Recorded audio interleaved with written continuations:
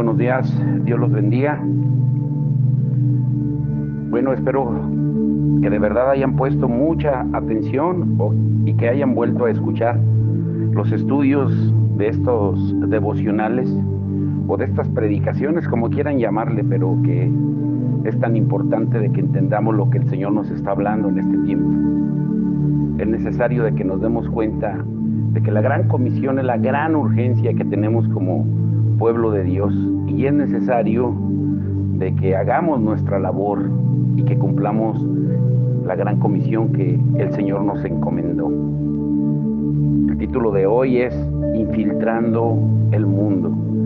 Infiltrando el mundo. Recordemos que la palabra de Dios dice que estamos en el mundo, pero no pertenecemos al mundo. La Biblia nos llama a que seamos luz y sal en medio de las tinieblas.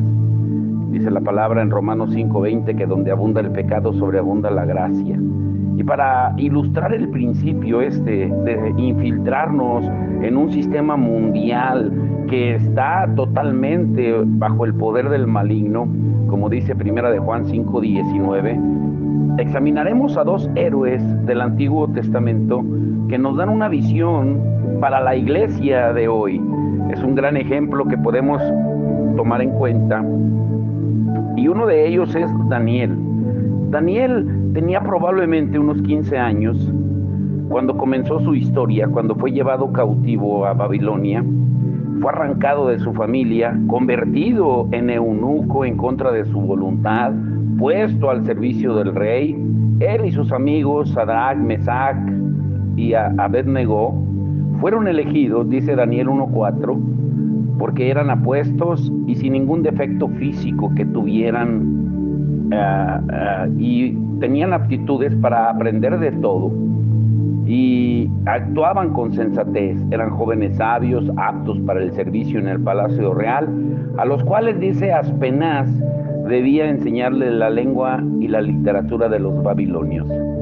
Daniel comenzó como aprendiz en la corte de Nabucodonosor, pero luego fue ascendido a asesor de reyes extranjeros. Él creció por encima de todos los demás en sabiduría y se convirtió en consejero del rey. Y debido a la excelencia de su servicio y poder, el rey lo consideraba 10 veces mejor que todos los demás. Pueden leerlo en Daniel 1:20. Pero para comprender mejor el entorno, recordemos que Daniel era parte de uno de los reinos más demoníacos que jamás haya gobernado en la tierra. Estaba profundamente insertado en ese sistema y se le contaba entre los magos, astrólogos y brujos. Y aunque Dios lo consideraba su hombre, para el rey él era un parapsicólogo más. Al menos así fue por un tiempo. Un extraño grupo de gente en el cual incluirlo, especialmente cuando pensamos que estamos hablando de Daniel, un profeta sin mancha.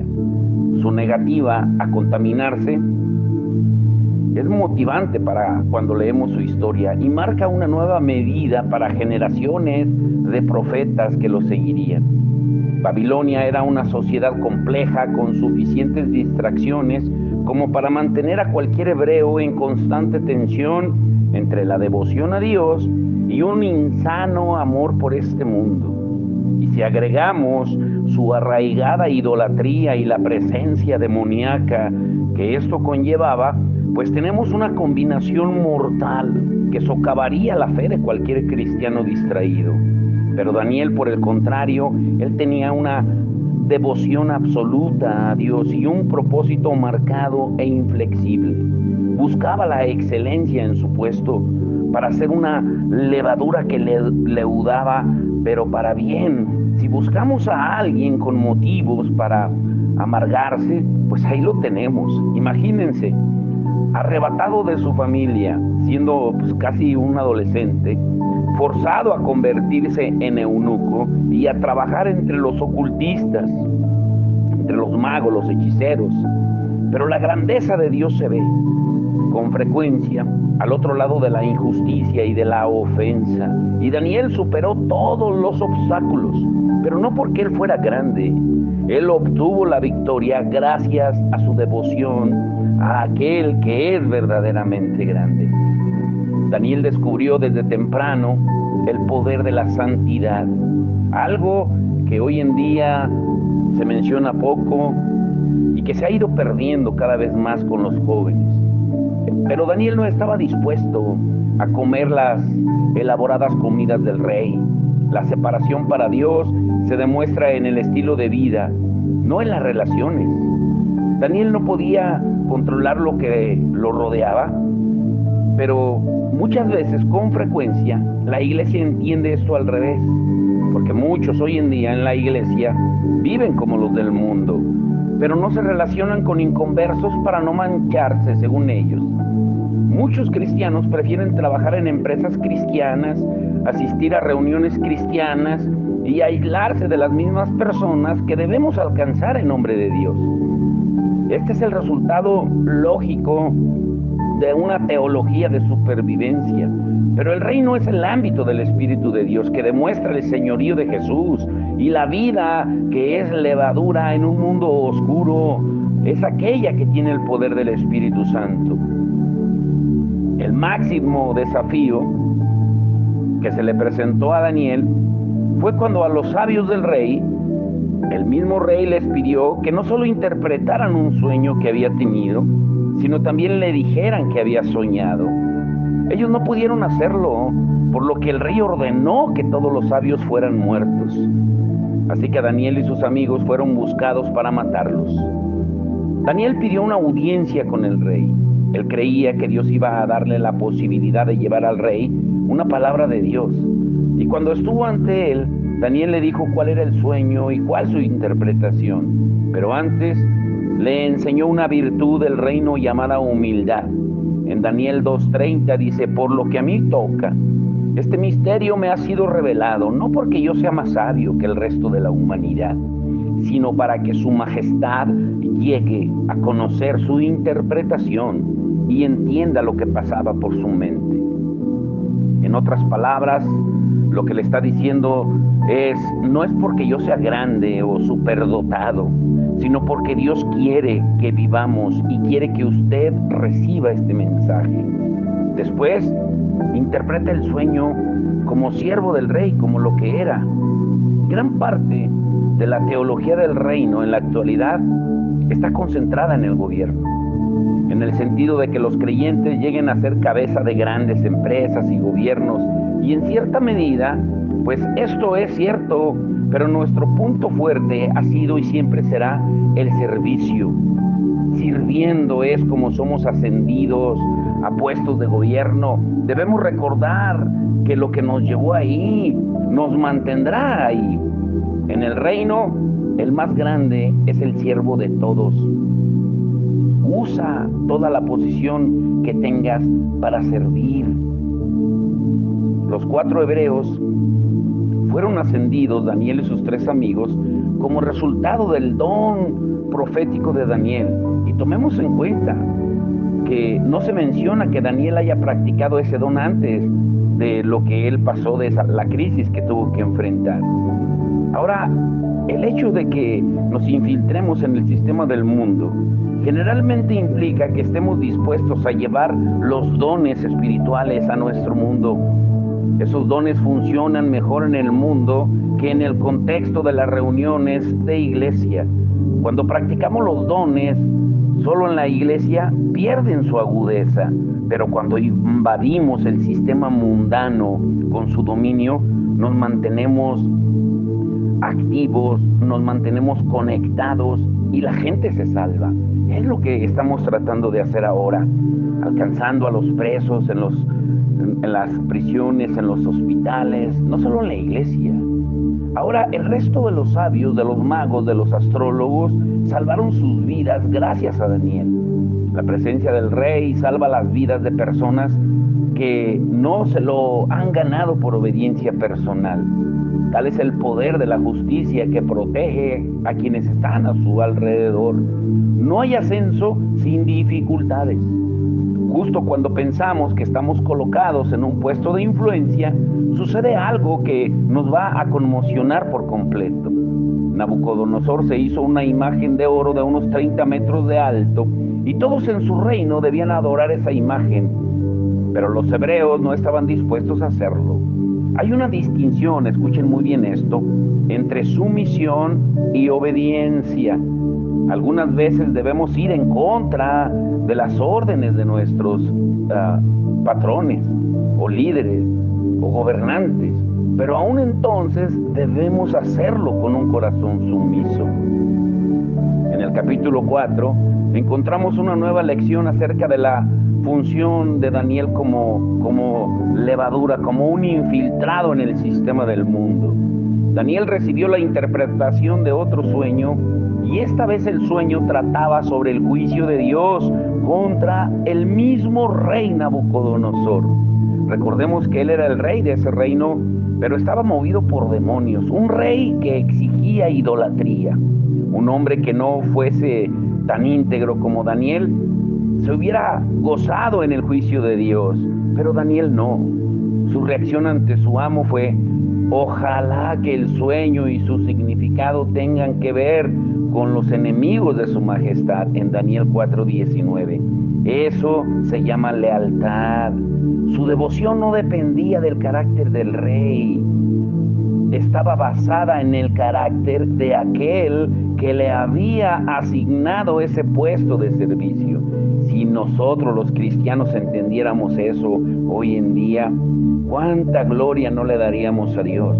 Pero muchas personas, hoy en día, si Dios hubiera juzgado de la misma forma a su jefe, al gobernante, al presidente o a cualquier persona de autoridad, hubieran aprovechado para decirle: yo te avisé, yo te dije, es un juicio de Dios. El mundo ya ha visto nuestra actitud de santurrones y eso no le impresiona demasiado. Las reacciones como la de Daniel es lo que llama la atención, porque muestran al reino en su pureza y su poder. Eso es lo que impacta. Los últimos versículos del capítulo 4 registran la que quizás sea la conversión más espectacular de todos los tiempos, la de Nabucodonosor. Él fue el gobernante más oscuro que haya existido, pero sus últimas palabras registradas son en Daniel 4:37.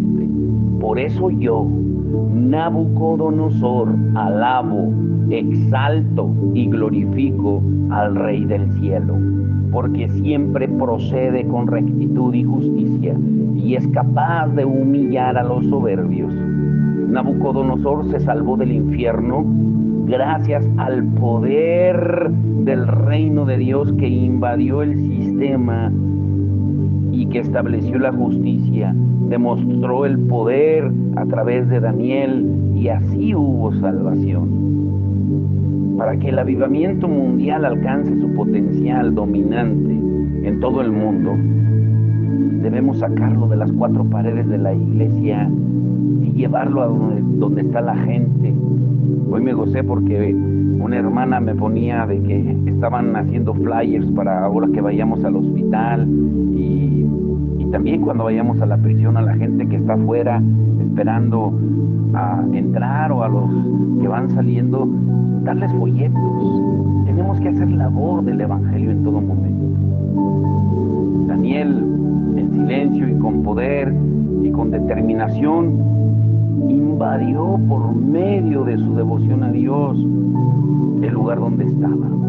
Dice la palabra que en Marcos 6:56 que debemos ir a todas partes a donde el Señor nos envíe para impactar en silencio, con poder, con determinación, invadir por medio del servicio. Y cuando nos encontremos con una persona que sufre una imposibilidad, pues hagámosle saber que el cielo es real y que está a su alcance.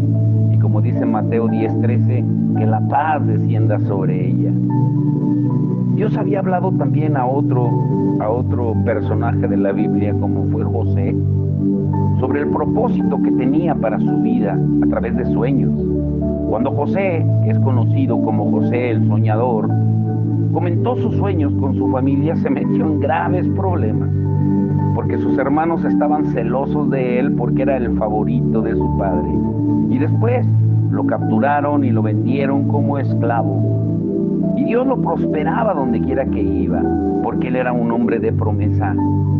Por ser un gran siervo, obtuvo favor en la casa de Potifar, y cuando la esposa de Potifar trató de seducirlo, él se negó. Y entonces ella mintió y lo hizo mandar a la cárcel, donde él volvió a prosperar. Aunque las circunstancias habían ido de mal en peor, Dios estaba estableciendo las cualidades de la levadura en un hombre que iba a infiltrar todo el sistema por donde él caminara. Mientras estaba en la cárcel, José conoció a un copero y a un panadero que trabajaban para el rey. Cada uno de ellos había tenido un sueño, pero estaban tristes por no poder comprenderlo. Al enterarse, José les dijo: ¿acaso la interpretación no es de Dios? Cuéntenme lo que soñaron, por favor. Y José, obviamente, no sentía amargura hacia Dios y usó su don para interpretar los sueños. Para el copero eran buenas noticias, pero para el panadero anunció la ejecución. Y un tiempo después, el faraón tuvo dos sueños que lo perturbaron mucho. El copero recordó el don de José y José fue llevado ante el rey. Y cuando le pidieron que interpretara el sueño del rey, José respondió: no está en mí. Ese es un corazón humilde que nos permite mantenernos útiles para Dios, no robarle la gloria a Dios. José interpretó los sueños y luego practicó el don de sabiduría, dando al rey un consejo sabio en cuanto a lo que debía hacer. El rey lo honró poniéndolo como segundo en el mando sobre todo el imperio egipcio. José es una de las mejores figuras del perdón que hay en la Biblia. Sus hermanos, sin saber quién era él, llegaron a causa del hambre que había en la tierra. Y cuando él finalmente les revela su identidad y el cumplimiento de sus sueños, les dice en Génesis 45:5: pero ahora por favor no se aflijan más, ni se reprochen el haberme vendido, pues en realidad fue Dios quien me mandó delante de ustedes para salvar vidas. Observemos que José no había olvidado lo que le había sucedido. La idea de que debemos olvidar lo que alguien nos hizo nos hace más mal que bien. Suprimirlo solo es esconder una herida de la vista, e incubar la herida hace que la infección empeore. Aprendamos de su ejemplo. Para infiltrarnos en el sistema del mundo se necesita tanto pureza como poder. La pureza se ve en el carácter de estos hombres como Daniel y José, que demostraron lealtad y perdón más allá de lo considerado razonable. El poder se manifestó por medio del uso de sus dones. Para ser efectivos, como Jesús nos lo dice, como luz y como sal en el sistema del mundo babilónico, debemos repensar nuestro concepto de estos asuntos.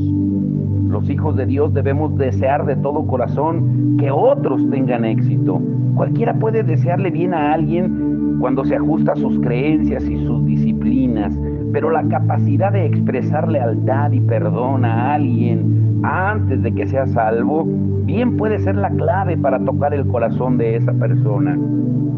La integridad personal es la columna vertebral de toda vida y todo ministerio, y nuestra credibilidad está fundada en ella. Podemos tener dones en abundancia, pero si no se puede confiar en nosotros, el mundo hará oídos sordos a nuestro mensaje. La integridad es santidad y la santidad es la naturaleza de Dios. Entregarnos al Espíritu Santo es vital para ser íntegros. Por eso llevémoslo a donde está la gente.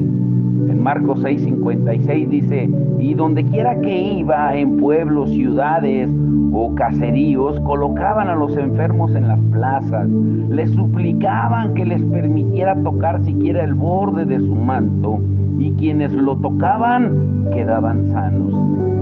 Cualquier evangelio que no funciona en medio de la gente común, no funciona.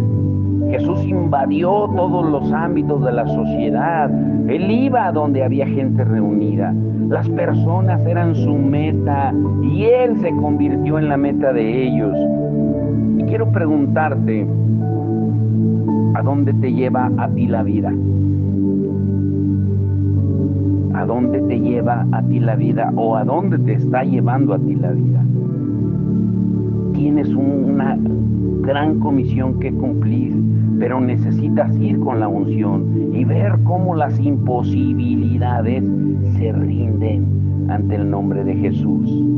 Lo que Dios ha planeado para la iglesia en esta hora es más grande que cualquier cosa que podamos imaginar o pedir en oración. Debemos tener la ayuda del Espíritu Santo para aprender sobre estos misterios de la iglesia y el reino de Dios. Sin Él no vamos a saber ni siquiera cómo orar. Comprender lo que va a venir es importante, pero no para prepararnos, para planificar y elaborar mejores estrategias. Todo lo contrario, es importante para comprender la promesa y el propósito de Dios para la iglesia, de modo que podamos sentirnos insatisfechos, inquietos, y así llegar a estar desesperados por cumplir lo que Él nos ordenó. La intercesión provocada por un hambre insaciable conmueve el corazón de Dios más que cualquier otra cosa. El avivamiento no es para los de corazón débil, porque causa miedo a los que están complacientes y cómodos por los riesgos que se deben tomar. Los temerosos, los miedosos, trabajan en contra del mover de Dios, algunas veces hasta la muerte, pensando que están trabajando para Él. El engaño dice que los cambios producidos por el avivamiento contradicen la fe de sus padres, y por consiguiente la capacidad de crear dada por Dios se marchita en medio de las tareas de tratar de conservar lo que hemos recibido por tradición. Y los temerosos, los miedosos se convierten como en curadores de museos en lugar de edificadores del reino, manteniendo sus tradiciones y anulando la palabra de Dios. Pero otros están dispuestos a arriesgar todo. Consideran la fe de sus padres como un digno fundamento sobre el cual edificar, porque han vislumbrado lo que podría ser y no se conformarán con nada menos. El cambio no es para ellos una amenaza, sino una aventura. La revelación crece, las ideas se multiplican y comienza la expansión. Dice en Amós 3:7, en verdad nada hace el Señor omnipotente sin antes revelar sus designios a sus siervos los profetas. Las actividades de Dios en la tierra comienzan con una revelación para los seres humanos. El profeta escucha y declara. Los que tienen oídos para oír responden y reciben lo necesario para el cambio. Para comprender quiénes somos y qué debemos llegar a ser, debemos ver a Jesús como Él es. Veremos la diferencia entre el Jesús que caminó por las calles, sanando enfermos y resucitando muertos, y el Jesús que hoy reina sobre todo. Por gloriosa que fue su vida en la tierra, ese fue el lado de antes de la cruz. Pero el cristianismo es la vida después de la cruz, después de la resurrección. Y ese cambio de enfoque se producirá en estos últimos días. Debe producirse para que lleguemos a hacer lo que Él se ha propuesto para nosotros. La religión, que es una forma sin poder, será cada vez más despreciada en los corazones de los que verdaderamente pertenecen a Dios. La revelación crea el anhelo, el hambre de Dios. Jesús no viene por un modelo sin accesorios. O sea, no viene en un modelo de clase económica, en el Espíritu Santo. Él siempre viene totalmente equipado, está cargado, lleno de poder y de gloria, y quiere ser visto tal como es en nosotros. El poder de una palabra de su boca puede crear una galaxia, como dice Génesis que lo hizo. Sus promesas para la iglesia exceden toda comprensión, todo pensamiento, porque sus pensamientos no son los nuestros. Pero son muchos los que creen que sus promesas son solo para el milenio o para cuando ya muramos y estemos en el cielo.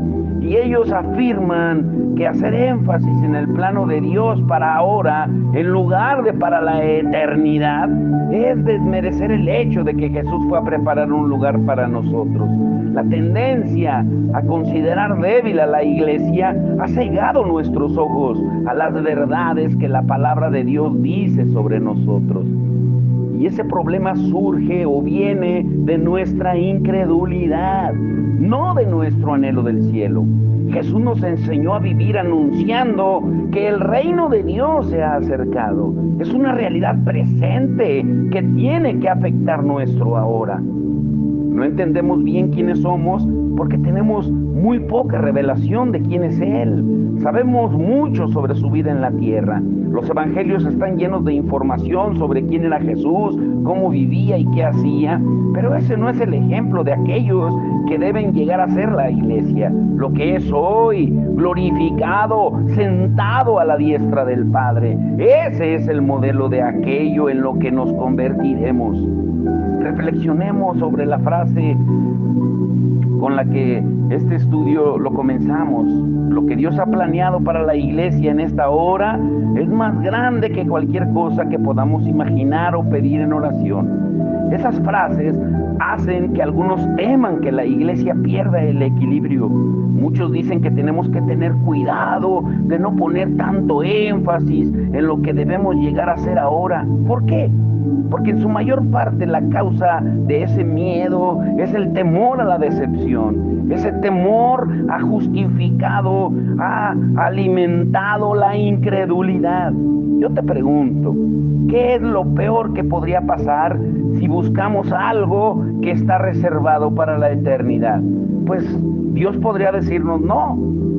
Cometemos un enorme error si pensamos que podemos descubrir que nos ha reservado para el cielo estando de este lado del cielo. Debido a que temen los excesos, muchos adoptan la mediocridad como un equilibrio. Y ese temor convierte la complacencia, la comodidad, en una virtud. Y es el temor al exceso el que ha hecho que quienes se resisten al cambio parezcan tan nobles. Pero quiero decirte esto, esta generación es una generación de gente que corre riesgos. Y no todos los riesgos que corran serán considerados como fe verdadera. Algunos parecerán tonterías y presunciones, pero debemos correr esos riesgos de todos modos. ¿Cómo podremos aprender si no lo hacemos, si no los corremos? Haga lugar a los que corren riesgos en su vida, aunque no hagan todo extraordinariamente bien, aunque se equivoquen, porque ellos nos van a inspirar para que veamos la grandeza que hay en servir a un gran Dios.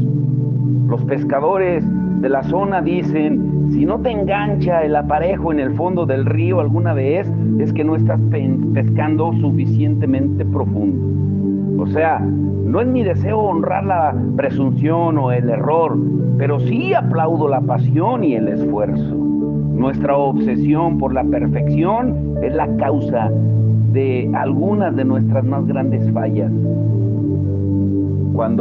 Por ejemplo, cuando yo le enseñé a mi hijo a andar en bicicleta, yo lo llevé a un parque donde había mucho pasto. ¿Por qué? Porque quería que no se lastimara cuando se cayera. Y no había dudas de que iba a caer alguna vez. La adicción, escuchen esto con mucha atención, la adicción a la perfección ha creado un espíritu religioso. Las personas que rechazan o se rehúsan a dar un paso adelante para ser usadas por Dios critican a quienes lo hacen. Los que asumen riesgos y con ello entusiasman a Dios se convierten en blanco de aquellos que nunca fallan. ¿Por qué? Pues porque nunca intentaron nada. Lo que sigue, escuchen muy bien, es una lista de las cosas que la Biblia menciona acerca de la iglesia y que aún no se ha cumplido. Jesús quiere que seamos maduros antes de que Él regrese. Y cada uno de estos pasajes nos brinda un vislumbre profético de lo que Dios tiene en su corazón para nosotros en estos momentos. Número 1, sabiduría de Dios. Efesios 3:10 al 11 dice que la sabiduría de Dios en toda su diversidad se dé a conocer ahora por medio de la iglesia a los poderes y autoridades en las regiones celestiales conforme a su eterno propósito. Debemos dar a conocer la sabiduría de Dios ahora. Es obvio que Dios desea enseñar al mundo espiritual sobre su sabiduría por medio de aquellos a los que creó a su imagen, a nosotros, a su iglesia.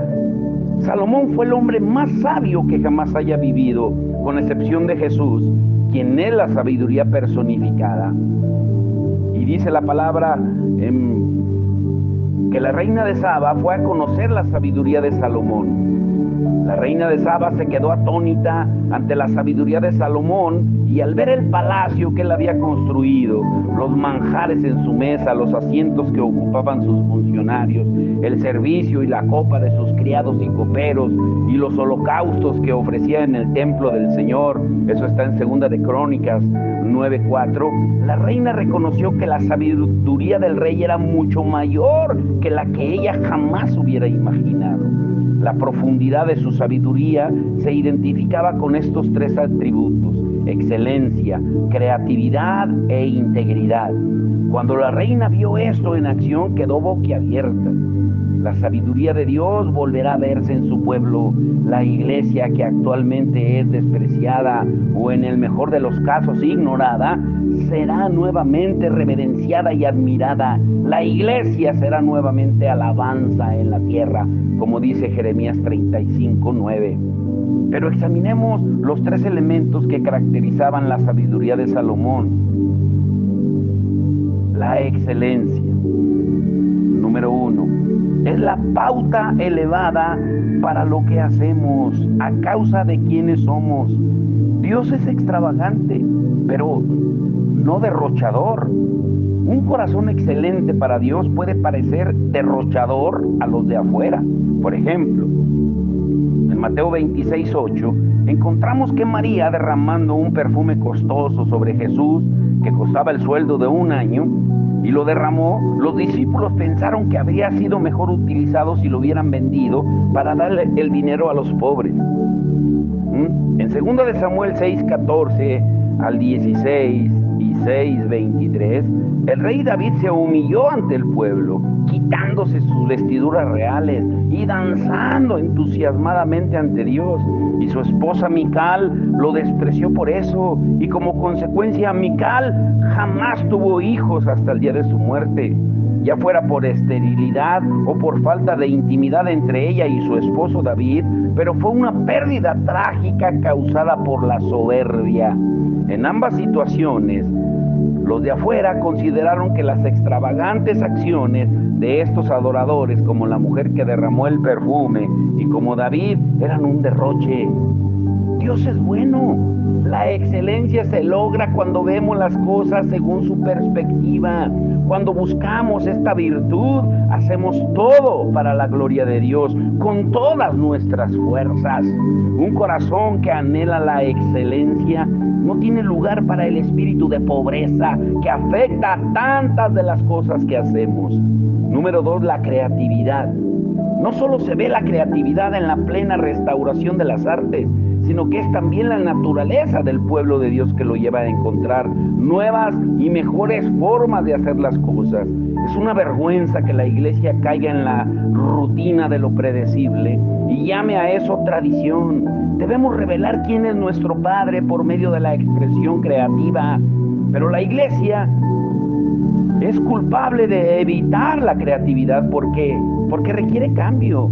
Y resistirse al cambio es resistirse a la naturaleza de Dios. Están soplando vientos de cambio, por lo que será fácil distinguir entre los que están satisfechos y los que anhelan algo más. El cambio saca a la luz los secretos del corazón.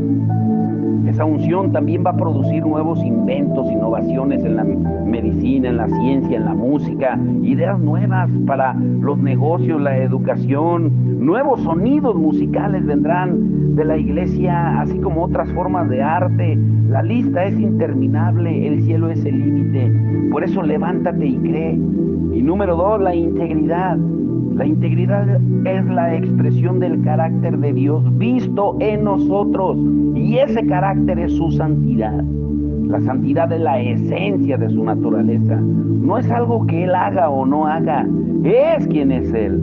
Lo mismo sucede con nosotros. Somos santos porque la naturaleza de Dios está en nosotros. Y comienza con un corazón apartado para Dios y se hace evidente en la naturaleza de Cristo que se ve en nosotros. Si logramos impedir que las sucias manos de la religión arruinen la bella expresión de la santidad de Dios, las personas se van a sentir atraídas por la iglesia como se sentían atraídas por Jesús. La religión no solo es aburrida, es cruel, les quita el aliento a todas las cosas buenas. La verdadera santidad es refrescantemente buena. La reina de Saba quedó sin palabras ante la sabiduría de Salomón. Es hora de que la sabiduría de la iglesia haga que el mundo vuelva a quedar boquiabierto. Por último, escuchen esto, mañana continuaremos. El punto número 2. Dice la palabra de Dios en Efesios 5:27 que Jesús o Dios espera en una iglesia gloriosa a fin de presentársela a sí mismo. La intención original de Dios se ve en este pasaje. Dice la palabra de Dios en Romanos 3:23, pues todos han pecado y están destituidos, privados de la gloria de Dios. Debíamos vivir en la gloria de Dios. Esa fue la meta de Dios al crear la humanidad. Pero nuestro pecado hizo que la flecha de ese propósito no alcanzara su destino. La gloria de Dios es la presencia manifiesta de Jesús. Imagina esto, un pueblo que continuamente tiene conciencia de la presencia de Dios, no en teoría, sino de la presencia real de Dios sobre ellos. Seremos una iglesia en la que Jesús será visto en su gloria. La presencia del Espíritu Santo y su unción dominarán la vida del cristiano. La iglesia será radiante.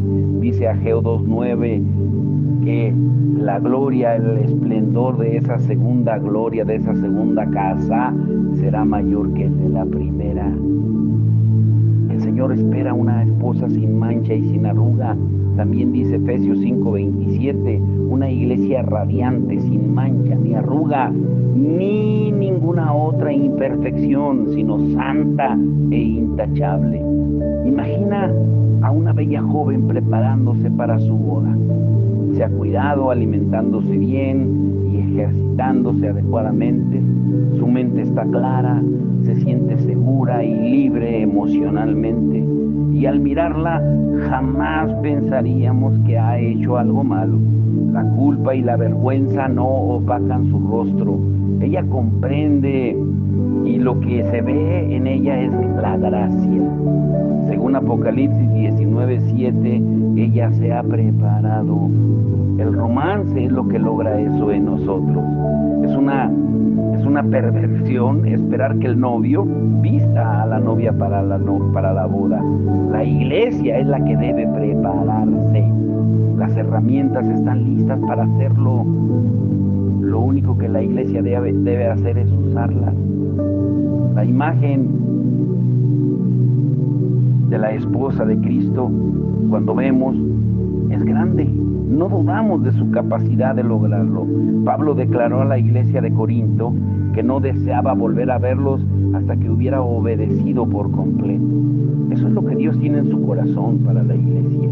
Por eso Jesús, el perfecto, regresará a buscar a la que no tiene mancha, cuando vea que nuestra obediencia es completa, o como Él lo dijo en palabras más entendibles, en Mateo 24:14, cuando el Evangelio sea predicado en todo el mundo, entonces Él vendrá. Padre, en el nombre de Jesús, Señor, queremos ser esos que se infiltren en el mundo con tu palabra. Queremos ser esos hombres y mujeres sin miedo, porque el reino de los cielos es de valientes, no es de cobardes.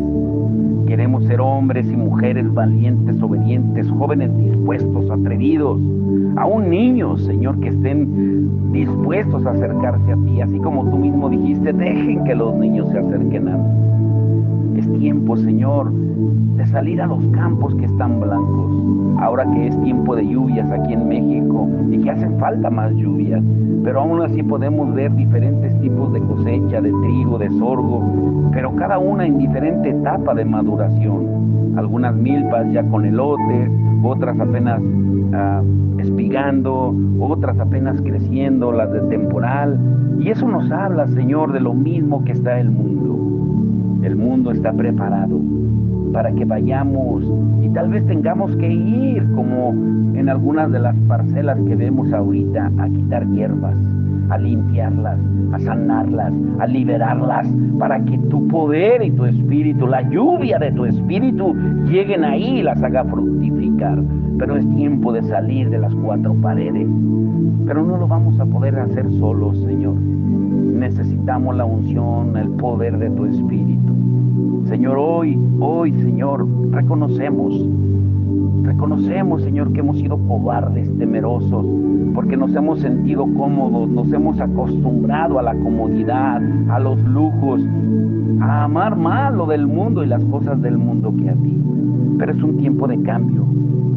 Son vientos de cambio, Señor, que tú estás trayendo en tu iglesia verdadera, en la verdadera iglesia, que está dispuesta a infiltrar el mundo, no solamente a quedarse como dicen algunos, la iglesia es un hospital, la iglesia es un bootcamp también, es un campo de entrenamiento, para entrenar a los soldados aguerridos y valientes y mandarlos al mundo, a rescatar las almas del infierno, Señor. Pero es tiempo de que lo entendamos, es tiempo de infiltración, es tiempo, Señor, de que tu reino sea extendido por todo el mundo, que la palabra tuya, el evangelio de poder, Señor, que no nos avergoncemos más de él y que prediquemos a tiempo y afuera de tiempo. Yo hoy me gozaba, Señor, aún con la persona que viene en el estacionamiento en Salamanca, Señor, esa mamá, Señor, y su hijo, cómo estaban atentos a tu palabra, y eso lo único que me habla y que me dice es del hambre y la sed que existe en el mundo, Señor. Que cada día tengamos la oportunidad de hablarle por lo menos a una persona, Señor, de tu gracia, de tu amor. Señor, y ahora que tú nos has abierto las puertas en el Cerezo 1000, y ahora, Señor, que van a comenzar los ministerios en el hospital de nuevo, que se van a reactivar, aviva el fuego del don de Dios en cada hombre y mujer de tu pueblo que tú has redimido y has comprado con tu sangre, Señor. Hoy, Señor, porque tú estás preparando una iglesia, me gusta lo que decía mi pastor, una iglesia vestida con el vestido más elegante que pueda existir, un vestido de novia hermoso, pero calzada con botas de combate. Así es como debemos de salir al mundo, radiantes para ti, pero preparados para la batalla. Ábrenos los ojos de nuestro entendimiento, Señor, te lo rogamos, en el nombre de Jesús. Amén y amén.